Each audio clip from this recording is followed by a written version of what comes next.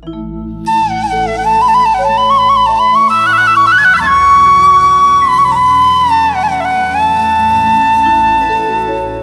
से बोलो जय जय श्री राधे। हे नंद नंदन हे चित चोर, मुरली मनोहर नवल किशोर। हे नंद नंदन हे चित चोर, मुरली मनोहर नवल किशोर। नवल किशोर प्यारे नवल किशोर, नवल किशोर प्यारे नवल किशोर। नवल किशोर प्यारे नवल किशोर। नवल किशोर प्यारे नवल किशोर। हे नंद नंदन हे चित चोर, मुरली मनोहर नवल किशोर। हे नंद नंदन हे चित चोर, मुरली मनोहर नवल किशोर। बोले राधा रमण लाल की जय। गीत गोपी माने गाईदेले, महाप्रभु रही पारे दर्शन देदेले। श्रीमद् भागवत तीनोटी गीतर महात्म्य, जो गीत हौ हौ महाप्रभु रही पारंतेने। आपण मैंने साधनार कथा शुणी, उपासनार कथा शुणी। महाप्रभु एत सहजरे क्या पाखे दर्शन दियंतिनी, क्या पाखे प्रकट हुंतनी, क्या पाखे धरा पड़ती, एत सहजरे नुह। पुणी नंदनंदन ये गोलकाधिपति श्री राधाकांत एत सहजरे क्या पाखे धरा पड़ती ना, किंतु भागवतर सिद्धांत अनुसार एत सहजरे धरा पड़ जाती। एमती सहजरे किए मिलती, एते साधन एते उपाय एते व्रत कथा आलोचना कराई, तपस्यार सीमा नहीं महाप्रभुंर दर्शन पाई। किंतु भागवत सिद्धांत अनुसार अल्प टिके प्रेम रे गीत गाईदेले महाप्रभु रही पारंतिनी, भक्त पाखक पड़ी आसती। अनेक उदाहरण आज मध्य विद्यमान होती श्रीधाम वृंदावन रे। केवल गीत गाई गाई महाप्रभु को केते प्रसन्न करी जाइछन्ति भक्त माने आ दर्शन लाभ करिछन्ति। मीराबाई कथा कह, हरिदासंक कथा कह, सुरदासंक कथा कह, बिल्व मंगलंक कथा कह, आते सब आचार्य माने गोस्वामी माने अच्छे, ये समस्ते केवल गीत गायक महाप्रभु दर्शन लाभ कर देइछन्ति। कौन गीत एत महात्म्य अच्छी ना। चारि वेद भितर सामवेद होचन्ति श्रेष्ठ वेद। सामवेदर उपवेद होचन्ति गांधर्व वेद। आ सामवेद महाप्रभुंकर अतीव प्रिय अटंती। सी एते भल पाती सामवेद को जे सामवेदर स्वर मध्य छंद द्वारा छंदित होकर थाए। सामवेद महाप्रभुंर अति प्रिय होता है। सामवेदर गान महाप्रभु एते भल लगे, से गांधर्व वेद तैयारी करके केवल संगीतर स्वर मूर्छना को भरी देइछन्ति। महाप्रभुंर अतीव प्रिय होचन्ति संगीत। आउ एतिकी भल एतिकी मधुर लगे महाप्रभु संगीत। महाप्रभु केबे केबे युद्ध कला बेले मध्य संगीत रे करन्ति। आपण माने कृष्ण लीलार कालिय दलन लीला को शुणी थे। महाप्रभु कालिय को जितेबाला दमन करुछन्ति, कालिय नाग पर नाच करुछन्ति, सेतेबेले तांडव नृत्य करुछन्ति। गंधर्व माने मृदंग मर्दल इत्यादि वादन करुछन्ति, गान करुछन्ति। देवकन्या माने आ महाप्रभु नृत्य करुछन्ति। तो देखिले लागे ये युद्ध करुछन्ति कि गीत गाउछन्ति। तो महाप्रभु रास समय रे मध्य बड़ सुंदर रे नृत्य परिवेषण करथिले। से नृत्यर नाम होची लास्य नृत्य। भगवान शंकर नृत्य प्रिय अटंती, नटश्रेष्ठ अटंती। आ सी जितेबाला क्रोधित होती सेबे मध्य नाच करते, तांडव नृत्य करते। सेमती कृष्ण मध्य गीत प्रिय अटंती, लास्य नृत्य करते। ए मधुरता ए प्रेमता महाप्रभुंर संगीत प्रति एतिक अधिक। तेणु संगीतर स्वरमूर्छना जदि कहीं जड़े साधक संगीत को भल पाइब हृदय निश्चित रूप से भगवत साक्षात्कार पर्यंत जापर। यार अनेक उदाहरण सन्थ माने अछन्ति, केवल संगीत द्वारा महाप्रभु को बस कर देइछन्ति। आ सबुठु श्रेष्ठ उदाहरण होचन्ति गोपी माने, ए ब्रजांगना माने, ए ब्रज युवती माने। किछि जणा नथिला यांको, अन्य कौनसी साधना उपासना माने करि जानि नथिले।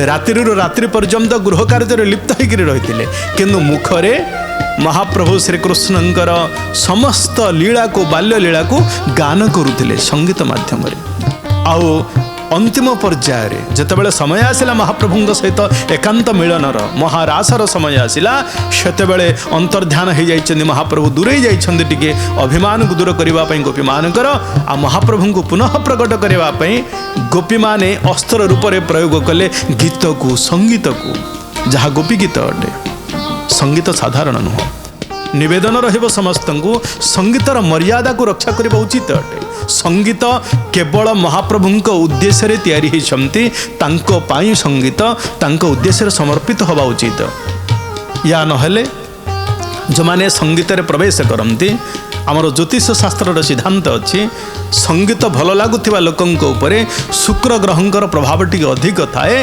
आंकर स्वभाव होची जे संगीत को भगवत मार्ग रे न लगेब निश्चित रूप से सी पतन हो पतन हबारे से मद्यप हो कि लंपट हो दुईटी निश्चित रूप से सत्य कथा अटे किंतु जदि या किए शुद्ध करने को चाहिए ताले से भगवान को मध्य पाई ये संगीत माध्यम जमी गोपी मैंने आज पाइले गोपी गीत पुणी भ्रमर गीत पुणी वेणु गीत ए तीनोटी गीतर महात्म्य साक्षात भगवान सांगे सांगे दर्शन देइछन्ति गोपी मान वेणु गीत सेमती होती वस्त्रहरण लीला हो जाइए दर्शन देइछन्ति गोपी गीत साक्षात भगवान पलि आसिछन्ति भ्रमर गीत गोपी माने विरहरे थाइकि भ्रमर गीत गान पर महाप्रभु प्रकट हो जाइछन्ति उद्धवंक सम्मुख में ये भागवतर कथा भागवतर सिद्धांत अटे तो आज तपस्या करने देवल ऋषि यही जो देवांगना मान को आदेश दौरान जे तुम हिमालय को जाओ हिमालय रे तपस्या कर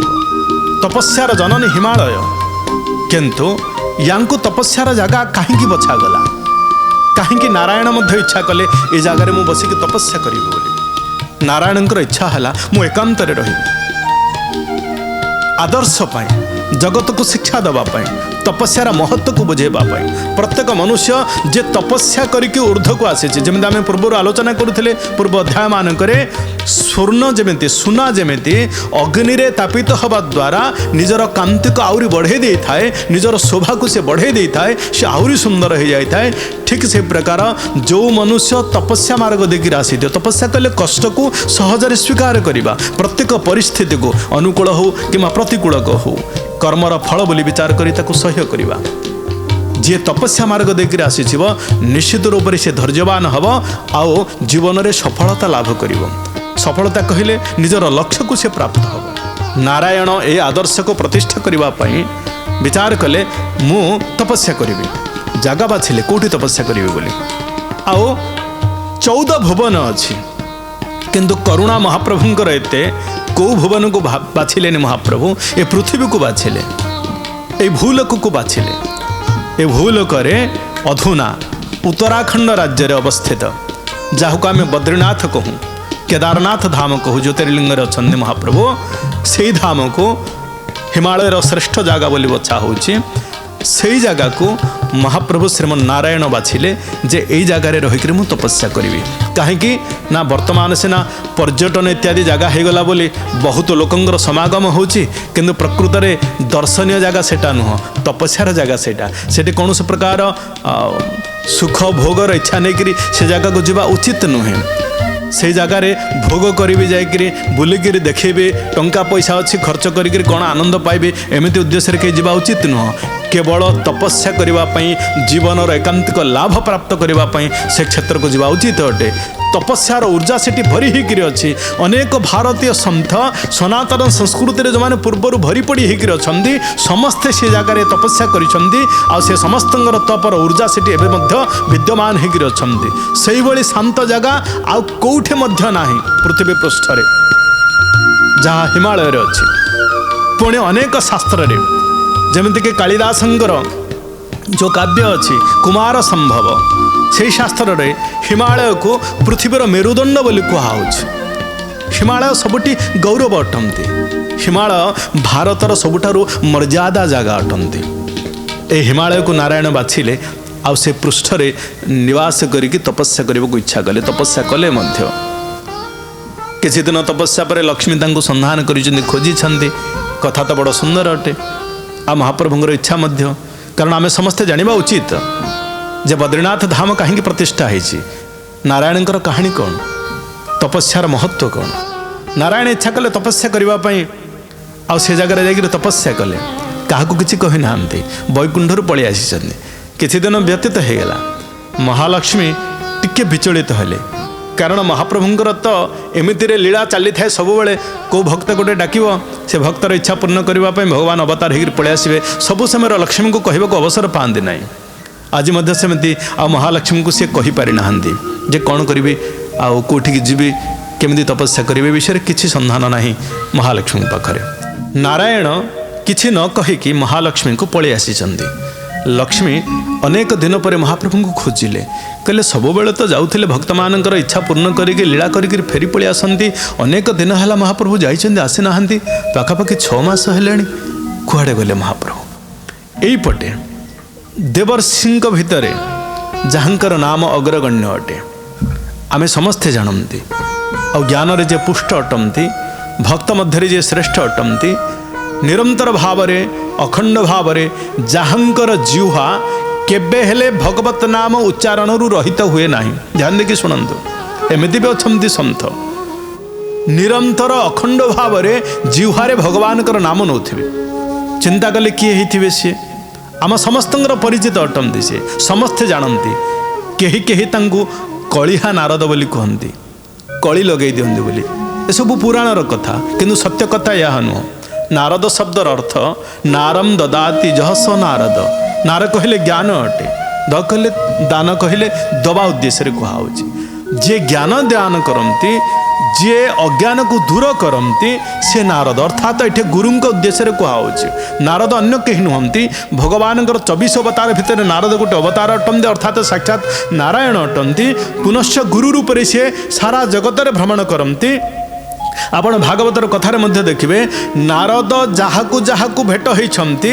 से भक्त निश्चित रूप से भगवान को भेट होती ध्रुव सहित भेट हेले नारद ध्रुव भगवान को दर्शन कले चित्रकेतु सहित भेट हेले नारद चित्रकेतु भगवान शेषं को दर्शन कले प्रहलाद गर्भरे थी मातृगर्भरे नारदंग सहित कयाधुंगर भेट हुए आ से प्रहलाद भगवान नृसिंह को भेट हुए एमती अनेक उदाहरण अच्छी जहाकू जीवन में थरुटे नारदंगर दर्शन मिलगला नारायण निश्चित रूप से दर्शन दिखती एमती समर्थ गुरु अटंती नारद किंतु से लीला प्रिय अटंती आम जो कलिहा बोली ना देते से प्रकृत में कलिहा नुह कली लगाती किंतु लीला प्रिय अटंती महाप्रभुंकर लीला दर्शन करिबारे से अति प्रसन्न हुअन्ति खुशी हुअन्ति इच्छा करती महाप्रभु गुड़ाए लीला करंतु मु देखिबी बोली गोटे भक्तर ए प्रकार वांछा थाए आ निरंतर भाव में भगवान नाम को से उच्चारण करती सबुठार प्रिय नाम कौन आपण मैंने जानी कौ नाम को नारद उच्चारण करती अति सुंदर नाम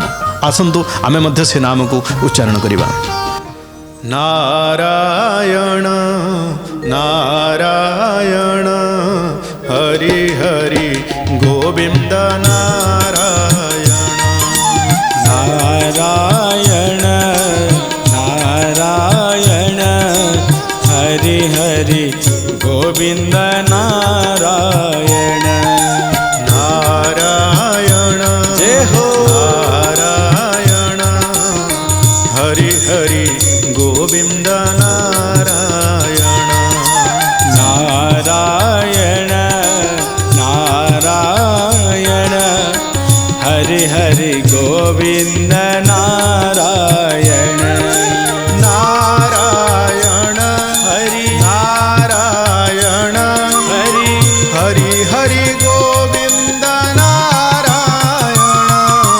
नारायण नारायण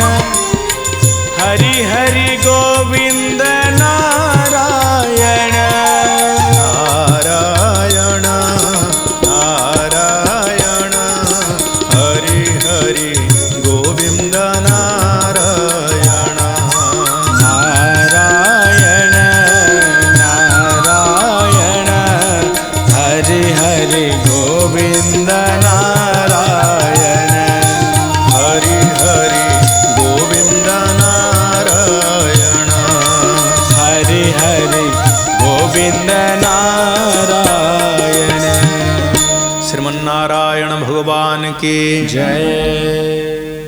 एकर तो निजर नाम नारद पुणी उच्चारण करुछन्ति नारायण नारायण। ए नारायण शब्द सहित ए नारद शब्दर बड़ महत्व संबंध अछि।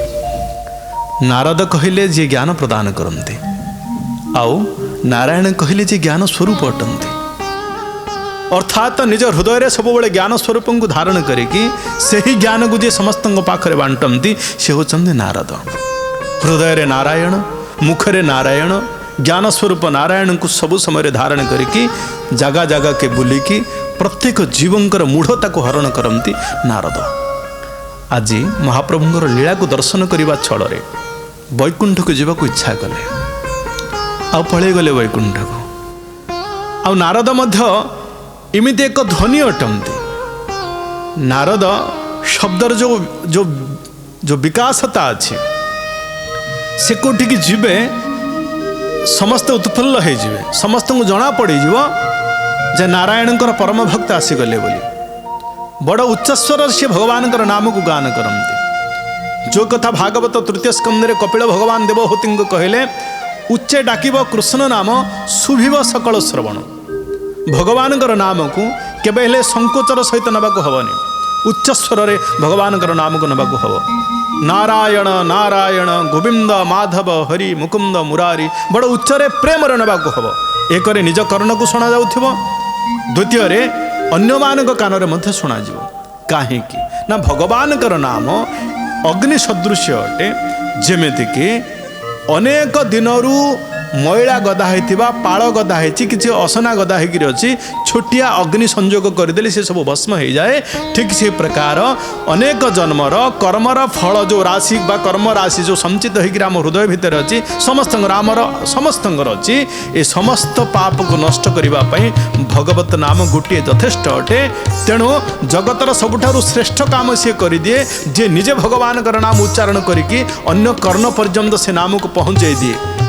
नाम नगाइले मध्य जदि नाम कर्ण गुहर पड़ जाए ताले हृदय समस्त पाप तत्क्षणात नष्ट हो जाए। तेणु भगवान कहते मोर नाम को जे उच्च स्वर रे गान करिवो एकर तो सी पवित्र हम किंतु से नाम जगत रे शुभिबा द्वारा जगतर अन्य कान रे पहुँचवा द्वारा से अन्य को मध्य पवित्र करिवो। तेणु से दुहिं को पवित्र करुवा जो मोर से परम मित्र अटे मु तार अतीव प्रिय अटे मोर मध्य से प्रिय अटे। ये जो नामर महिमा अच्छी नारद यार गुरु अटंती आचार्य अटंती। नाम केमिति गाइब नारदंकु शिख नारायणंकर नाम को केमिति स्मरण करा जाए ताहार उदाहरण होचंती नारद।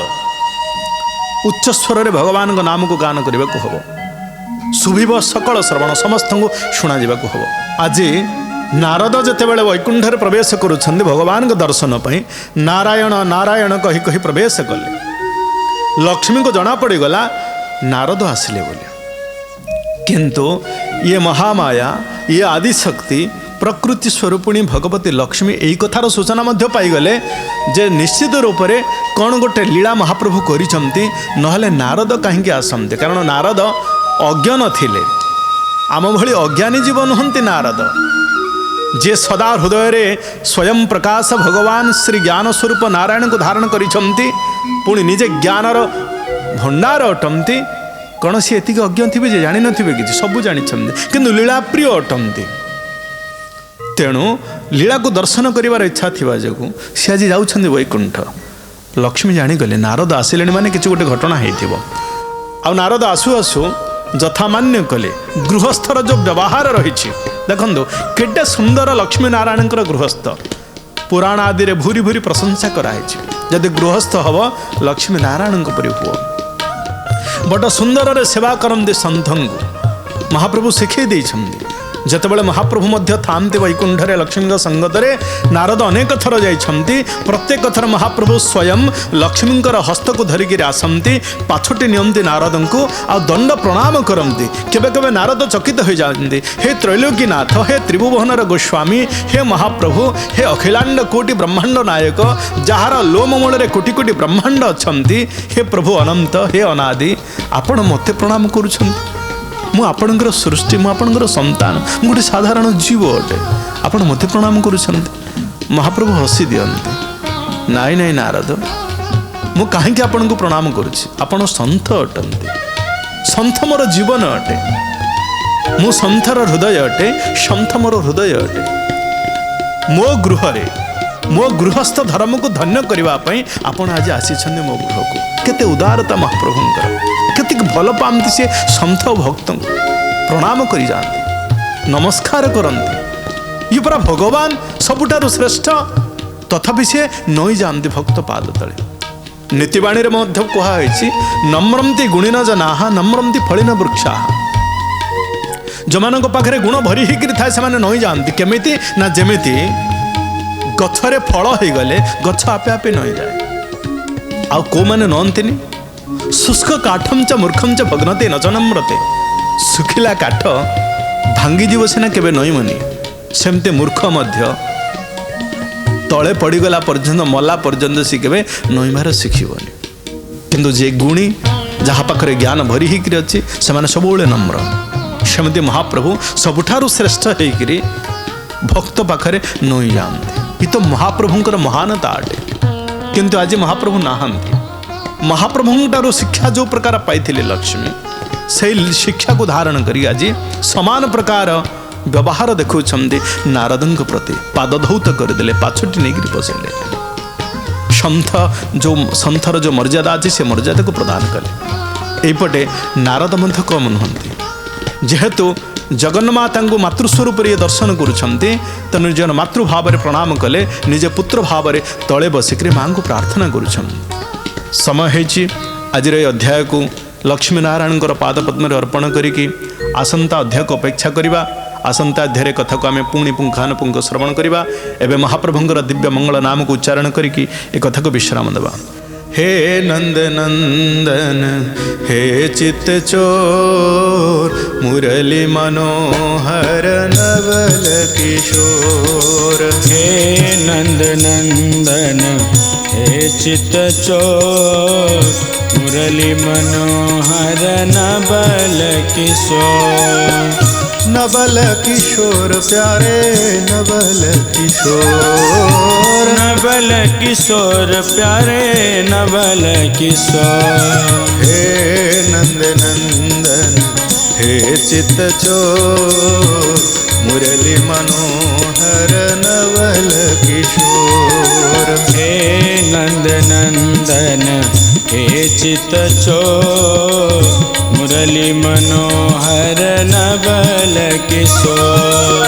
मुरली मनोहर नवल किशोर, मुरली मनोहर नवल किशोर। प्रेम से बोलो जय जय श्री राधे।